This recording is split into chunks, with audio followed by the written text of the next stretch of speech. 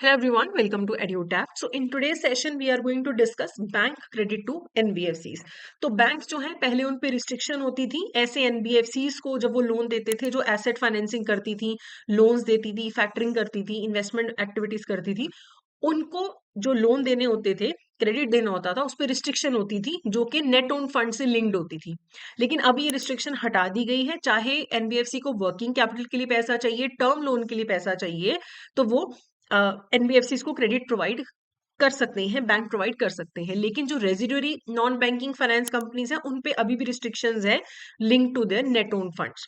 अब वैसे तो एनबीएफसीज को बैंक्स पैसा दे देते हैं अगर उनको क्रेडिट पे जरूरत है, but there are certain activities जिनके लिए कभी भी बैंक क्रेडिट नहीं प्रोवाइड करते हैं एनबीएफसीज को। ठीक है, जैसे एनबीएफसीज अगर डिस्काउंटिंग री डिस्काउंटिंग का काम करते हैं, बिल डिस्काउंटिंग बिल री डिस्काउंटिंग करते हैं, तो उसके लिए कभी भी बैंक उनको क्रेडिट नहीं देगा। हाँ, व्हीकल रिलेटेड बिल्स हैं, उसके लिए अगर डिस्काउंटिंग करनी है तब बैंक एनबीएफसी को पैसे दे देगा।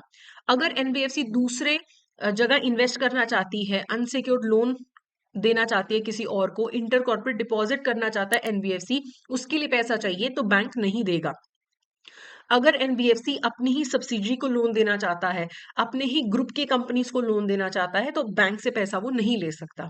अगर एनबीएफसीज आईपीओ सब्सक्रिप्शंस के लिए लोगों को पैसा देना चाहते हैं कि ठीक है मुझे पैसे की जरूरत है, मैंने लोन ले लिया एनबीएफसी से, एनबीएफसी के पास वो पैसा कहाँ से आया, बैंक ने दिया है, तो ऐसा अलाउड नहीं है। मैं डायरेक्टली बैंक से लोन ले सकती हूँ आईपीओ में इन्वेस्ट करने के लिए, जो शेयर्स का आईपीओ होता है, इनिशियल पब्लिक ऑफर, लेकिन मैं एनबीएफसी से लूं और एनबीएफसी वो पैसा कहाँ से रेज करा है, बैंक से, ये फर्दर लेंडिंग अलाउड नहीं है।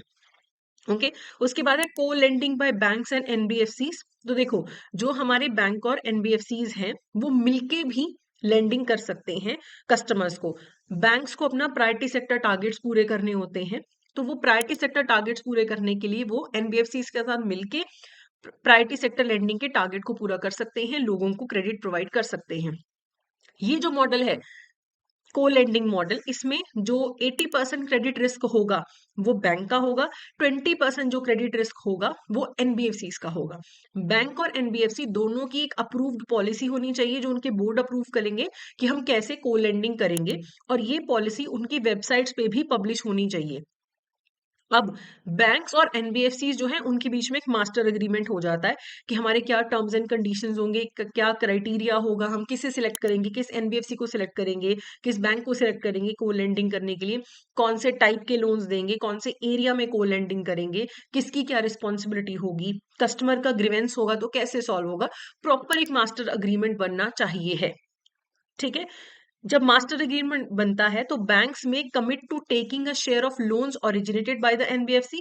ऐसा हो सकता है कि एनबीएफसी ने लोन दे दिया, उसका कुछ हिस्सा फिर बैंक ने पिक कर लिया, या फिर they may have discretion to reject certain loans after due diligence, या फिर ऐसा भी हो सकता है कि कोई नए लोन्स हो, बैंक ड्यू डिलिजेंस करेगा और एनबीएफसी ने कोई लोन अप्रूव कर दिया, लेकिन बैंक चाहे तो वो रिजेक्ट कर सकता है कि नहीं, इसमें हम जो है रिस्क नहीं लेंगे अंडर दी को लेंडिंग मॉडल। ठीक है, कभी भी बैंक्स और एनबीएफसी अगर वो दोनों एक ही प्रमोटर ग्रुप के हैं तो फिर वो आपस में को लेंडिंग नहीं कर सकते हैं। ओके, तो को लेंडिंग मॉडल में आप देखना, एक तो ऐसा को लेंडिंग मॉडल होता है जहां पे बैंक्स और एनबीएफसी के बीच में हाई लेवल कोऑर्डिनेशन होता है, और दूसरा मॉडल ये होता है कि एनबीएफसी सब कुछ हैंडल करता है, बैंक सिर्फ बाद में बैंक को उसका एक परसेंटेज सेल कर देता है। ठीक है, NBFC single handedly originate, sanction and disburse the loans and later sell them to the banks. तो ये आरबीआई ने डिफाइन नहीं किया है, लेकिन मार्केट में यही दो टाइप का को लेंडिंग मॉडल है, एक जिसमें बैंक और एनबीएफसी बहुत मिलके कोऑर्डिनेट करके काम करते हैं, एक है जिसमें एनबीएफसी ही मेनली काम करता है। लेकिन कोई भी तरीका हो को लेंडिंग मॉडल में, कस्टमर जो है, कस्टमर का टच पॉइंट एनबीएफसी ही होगा, कस्टमर एनबीएफसी के थ्रू ही डील करेगा। बैंक और एनबीएफसी दोनों अगर कस्टमर के साथ डील करेंगे तो कस्टमर कंफ्यूज हो जाएगा, है ना। तो ये यहाँ पे एक को लेंडिंग मॉडल है जिसके थ्रू बैंक जो है अपने प्रायोरिटी सेक्टर के टारगेट्स को रीच कर सकता है। ओके, अब before continuing with the question I would like to inform you कि हमारा कैब का मास्टर कोर्स अवेलेबल है। 24 फरवरी तक अगर आप सेव 85 कोड यूज करेंगे, सेव 85 कोड यूज करेंगे, तो आपको 85% ऑफ मिलेगा, चाहे आप इंडिविजुअल मास्टर कोर्स ले लें, चाहे कंबाइंड मास्टर कोर्स ले लें। अगर आप क्रैश कोर्स में एनरोल करना चाहते हैं तो क्रैश कोर्स भी अवेलेबल है, तो आप हमारी वेबसाइट पे जाके हमारे कोर्सेज चेक कर सकते हैं।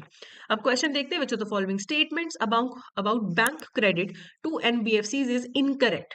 Bank can provide working capital and term loans to NBFC, primarily engaged in asset financing, loan factoring, investment activities. तो ठीक है, चाहे आप ये एक्टिविटीज करते हो तो भी बैंक आपको क्रेडिट प्रोवाइड कर देगा, चाहे वर्किंग कैपिटल चाहिए चाहे term loan. Bank must take at least 80% of the total credit risk while NBFCs bear the remaining 20%। बिल्कुल सही, 80-20 मॉडल होता है, करेक्ट है। NBFCs are allowed to receive bank finance for investing in other companies, ये गलत है।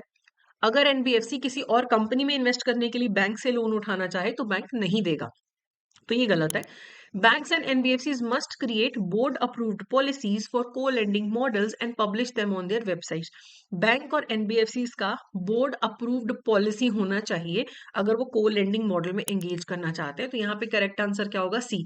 इनकरेक्ट पूछा गया था ना, तो सी यहाँ पे करेक्ट आंसर है। तो ये था हमारा आज का session. That's it for today. Thank you so much.